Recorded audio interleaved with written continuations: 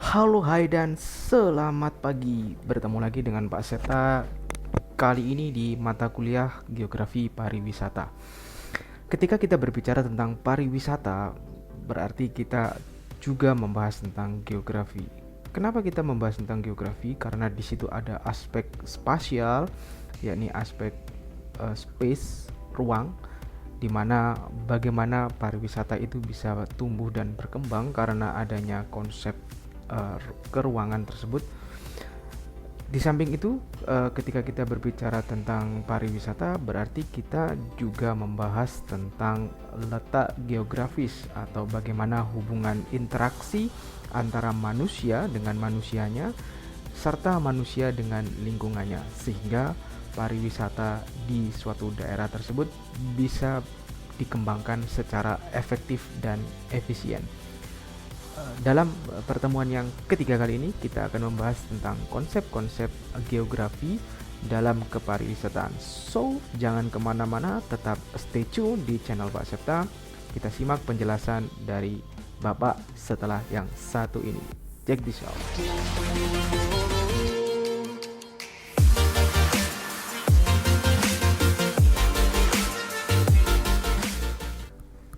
Baik, kita lanjutkan pembahasan di pertemuan yang ketiga tentang konsep-konsep geografi dalam membahas kepariwisataan. Kita awali dengan sebuah prolog. Ada kenapa munculnya sebuah wisata, ada jejak warisan budaya Nusantara, di mana interpretasi atas jejak sejarah dan warisan budaya menjadi daya tarik bagi wisatawan global yang mempunyai motivasi budaya untuk melakukan perjalanan yang penuh dengan pengalaman budaya. Adapun latar belakang dilakukannya pariwisata itu ada Badan Pariwisata Dunia atau United Nations World Tourism Organization atau UNWTO yang memperkirakan sekitar 40% dari wisatawan global melakukan perjalanan wisata dengan maksud untuk lebih mengenal keberagaman budaya. Dari prolog ini, setidaknya teman-teman bisa tahu bahwa konsep geografi itu ada di situ. Konsep geografi ada di situ. Apa konsep geografi yang ada di situ? Kita akan bahas nanti di slide berikutnya. Tapi dari sini, dari prolog ini, teman-teman bisa melihat bahwa latar belakangnya kenapa muncul pariwisata, yakni adanya perkiraan dari Badan Pariwisata Dunia yang memperkirakan sekitar 40% wisatawan global itu melakukan perjalanan wisata dengan maksud untuk lebih mengenal keberagaman budaya. Yang dimaksud perjalanan wisata inilah salah satu konsep dari geografi yang akan kita singgung di situ. Kita lanjutkan ke slide berikutnya. Halo, saya Septa Rahadian. Teman-teman bisa menemukan saya di campsite.bio/septa_rahadian. Yang pertama adalah konsep geografi. Menurut Wikipedia, ya meskipun ini masih bisa direvisi pengertiannya karena Wikipedia itu rujukan yang sebenarnya tidak layak ya, tetapi tidak apa-apa sebagai perbandingan saja. Geografi merupakan ilmu yang mempelajari tentang lokasi serta persamaan dan perbedaan atau variasi keruangan atas fenomena fisik dan manusia di atas permukaan bumi. Kata geografi berasal dari bahasa Yunani yaitu geo, bumi, dan grafien yang artinya tulisan atau menjelaskan. Menurut Morphy, geografi came from a Greek word meaning literally atau description of the earth. But the modern geography is concerned with man as well as with the earth and with relationship and analysis as well as with description. Pada masa lampau, geografi datang dari sebuah penjelasan Yunani kuno, di mana penjelasannya itu berarti mendeskripsi dari bumi. Deskripsi dari bumi. Di masa yang modern, geografi lebih concern menjelaskan tentang bagaimana bumi itu dan hubungannya serta analisis yang melingkupi di sekitarnya. Jadi bisa interaksi antara manusia dengan lingkungan, bisa lingkungan dengan lingkungan. Itu adalah definisi geografi menurut Murphy. Nah, kita lanjutkan ke slide berikutnya. Menurut Pak Bintarto, geografi itu mempelajari hubungan kausal gejala-gejala di permukaan bumi, baik yang bersifat fisik maupun yang menyangkut kehidupan makhluk hidup beserta permasalahannya melalui pendekatan ke ruangan, ke lingkungan, dan regional untuk kepentingan program, proses, dan keberhasilan pembangunan.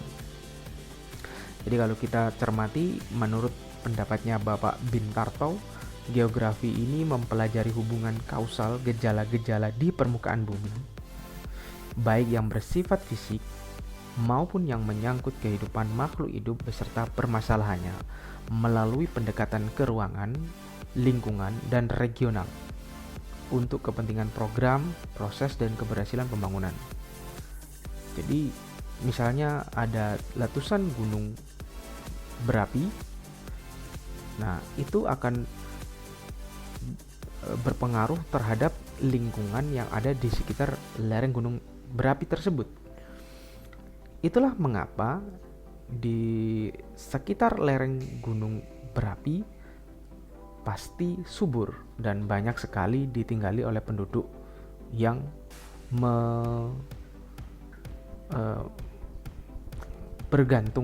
menggantungkan kepada tanah yang berada di sekitar lereng gunung berapi tersebut. Karena tanahnya subur, digunakan untuk bercocok tanam atau berladang sehingga bisa memenuhi kebutuhan hidupnya. Nah, itu yang dimaksud hubungan kausalitas, ya kan? Nah, ini gejala-gejala permukaan bumi baik yang bersifat fisik itu tadi maupun yang menyangkut kehidupan makhluk hidup. Ya, maupun yang menyangkut kehidupan makhluk hidup. Karena tanahnya subur, manusia berbondong-bondong tinggal di sekitar lereng gunung Merapi. Ya, tinggal di sekitar lereng gunung berapi atau tinggal di sepanjang aliran sungai. Nah, ini perlu kita cermati teman-teman semua. Nah, yang paling fenomenal dari pengertian geografi adalah dari seminar dan lokakarya geografi yang diselenggarakan di Semarang.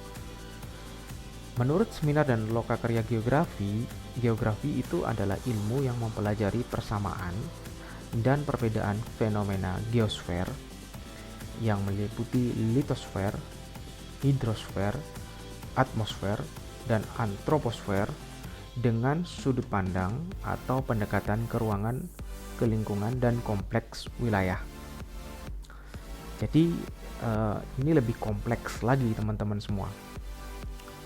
Jadi bagaimana mempelajari litosfernya atau lapisan bumi, kemudian hidrosfer, bagaimana daur ulang air atau bagaimana hidrologi, air yang menyelimuti bumi ini, kemudian atmosfernya seperti apa, serta antroposfernya, manusianya, antropologinya, dengan sudut pandang atau pendekatan ke ruangan. Nah, kembali lagi kita bicara bahwa ke ruangan, ada ke lingkungan dan kompleks wilayah. Berarti ada konsep ke ruangan, konsep ke lingkungan, dan kompleks wilayah yang perlu kita cermati dalam pembahasan selanjutnya.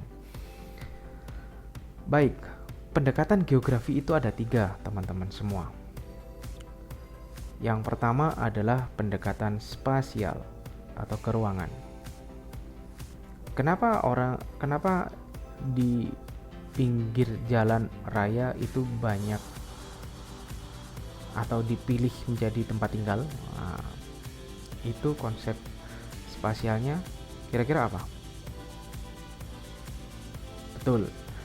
Jadi karena letaknya yang strategis di pinggir jalan raya, banyak dipilih oleh warga masyarakat sebagai tempat tinggal. Itu adalah pendekatan spasial. Begitu juga di daerah bantaran sungai. Daerah bantaran sungai banyak sekali tempat tinggal atau rumah-rumah yang didirikan oleh manusia di situ untuk menetap, karena strategis atau mungkin juga memenuhi kebutuhan airnya. Baik. Nah, yang kedua itu pendekatan ekologi atau lingkungan. Nah, jika berbicara pendekatan ekologi lingkungan, berarti tadi apa yang mempengaruhi lingkungan, apa yang mempengaruhi terhadap perubahan-perubahan yang ada. Ya. Misalnya seperti tadi yang sudah saya jelaskan, di lereng gunung berapi itu tanahnya subur karena abu vulkanik yang disemburkan dari gunung berapi itu banyak mengandung unsur hara. Nah, karena banyak mengandung unsur hara, maka berpengaruh terhadap tanah-tanah yang ada di sekitar lereng gunung berapi. Karena tanahnya subur dan mudah untuk ditanami, maka mempengaruhi masyarakat untuk dapat tinggal di sekitar lereng gunung berapi sehingga dapat memenuhi kebutuhan hidupnya dari hasil berladang atau bercocok tanam. Itu yang dimaksud dengan pendekatan ekologi. Nah, dalam pendekatan regional atau kompleks wilayah, berarti ini skupnya sudah lebih luas dari pendekatan spasial. Jadi pendekatan regional ini dapat dikatakan meliputi lebih dari satu wilayah. Nah, lebih dari satu wilayah. Kita lanjutkan ke slide berikutnya. Analisis pendekatan ekologi. Apa sih ekologi itu? Ekologi adalah ilmu tentang hubungan timbal balik antara makhluk hidup dengan sesamanya dan dengan benda-benda mati di sekitarnya. Studi mengenai interaksi antara organisme hidup dengan lingkungan itu juga disebut ekologi. Nah, geografi dapat dikatakan juga sebagai ilmu ekologi manusia yang menjelaskan hubungan antara lingkungan alam dengan penyebaran dan aktivitas. Nah, interrelasi manusia dengan lingkungan sekitar dikaji berdasarkan konsep dan prinsip ekologi. Jadi geografi dengan ekologi itu bisa dikatakan bahwa geografi itu ilmu ekologi manusia, karena menjelaskan hubungan antara lingkungan alam dengan penyebaran dan aktivitas kegiatan manusia. Kita lanjutkan ke slide berikutnya. Interaksi aktivitas manusia terhadap lingkungan ada 3 hal. Manusia tergantung terhadap alam atau determinisme. Misalnya, yang pertama ini adalah pola kehidupan food gathering, di mana manusia itu masih berburu dan meramu serta mengumpulkan makanan. Jadi kehidupan manusia benar-benar sangat tergantung pada alam. Yang kedua, manusia dan alam saling mempengaruhi. Sudah mulai ada food producing. Di manusia dan alam itu saling mempengaruhi, atau saling membutuhkan, atau istilahnya simbiosis mutualisme. Nah, semakin modern, semakin banyak teknologi yang diciptakan, semakin banyak teknologi yang dikembangkan, maka yang terjadi tidak lagi manusia dan alam saling mempengaruhi, tetapi manusia mulai menguasai alam. Nah, ini adalah interaksi aktivitas manusia terhadap lingkungan. Kita lanjutkan ke slide berikutnya. Geografi dalam pariwisata. Kita menuju konsep-konsepnya. Ada 6 alasan yang melatar belakangi geografi itu mengkaji pariwisata. Ada 6 alasan yang melatar belakangi geografi mengkaji pariwisata. Yang pertama, kegiatan pariwisata menggunakan aspek ruang. Dan geografi sangat memperhatikan ruang, khususnya persamaan dan perbedaan ruang di permukaan bumi. Saya ulangi bahwa kegiatan pariwisata itu menggunakan aspek ruang di dalamnya. Dan geografi sangat memperhatikan ruang, khususnya persamaan dan perbedaan ruang di permukaan bumi. Yang kedua, di dalam aktivitas pariwisata terdapat penggunaan lahan. Nah, terdapat penggunaan lahan dan geografi dapat melihat bagaimana suatu lahan dapat didaya gunakan dan disesuaikan dengan bentuk penggunaan lahan dan daya dukung lahan. Yang ketiga, dalam kegiatan pariwisata terdapat aktivitas manusia. Dan geografi selalu memperhatikan aktivitas manusia yang bersifat komersial dalam memanfaatkan ruang yang dapat dilihat secara lokal, regional, nasional, bahkan internasional. Yang keempat, dalam kegiatan pariwisata mencerminkan interaksi dua tempat yang berbeda, yaitu daerah asal wisatawan dengan daerah tujuan wisata. Inilah yang ada kaitannya dengan prolog yang tadi saya utarakan.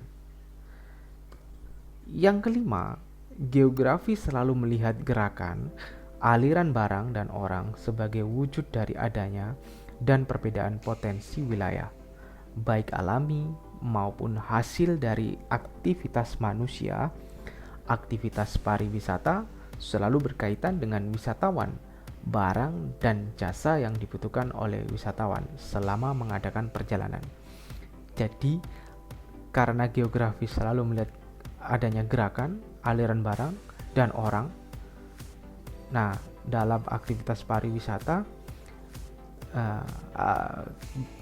pergerakan wisatawan, kemudian barang dan jasa yang dibutuhkan oleh wisatawan itu adalah termasuk dalam ruang lingkup geografi juga sebenarnya, teman-teman semua.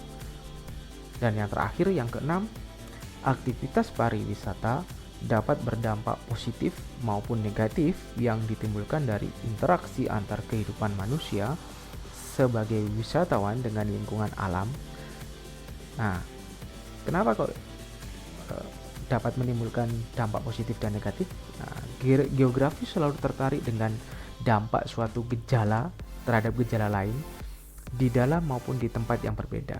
Nah, kita akan selalu membahas, makanya muncul nanti analisis dampak lingkungan di situ. Kita lanjutkan ke slide berikutnya. Geografi pariwisata adalah ilmu yang mempelajari persamaan dan perbedaan potensi wisata di permukaan bumi dengan selalu melihat keterkaitan antar alam, antar aspek manusia dan manusia dengan alam. Saya ulangi bahwa konsep yang perlu dipahami oleh teman-teman semua bahwa geografi pariwisata adalah ilmu yang mempelajari persamaan dan perbedaan potensi wisata di permukaan bumi dengan selalu melihat keterkaitan antara alam, antar aspek manusia dan manusia dengan alam. Dari aspek geografi, pariwisata merupakan suatu usaha pemanfaatan sumber daya, baik manusia, alam, teknologi, dan lain-lain, di mana pemanfaatan sumber daya itu sendiri adalah sebagai sesuatu yang memiliki nilai apabila sesuai dikelola dengan baik. Dengan adanya geografi di dalam kajian pariwisata, maka pengelolaan pariwisata akan sesuai dengan daya dukung lahan dan menjadi efektif serta efisien. Terima kasih. Jika ada pertanyaan, silakan teman-teman tuliskan di kolom komentar di akun Spada Dikti teman-teman. Saya akhiri pertemuan hari ini. Selamat pagi. Assalamualaikum warahmatullahi wabarakatuh. Salam sejahtera untuk kita semua.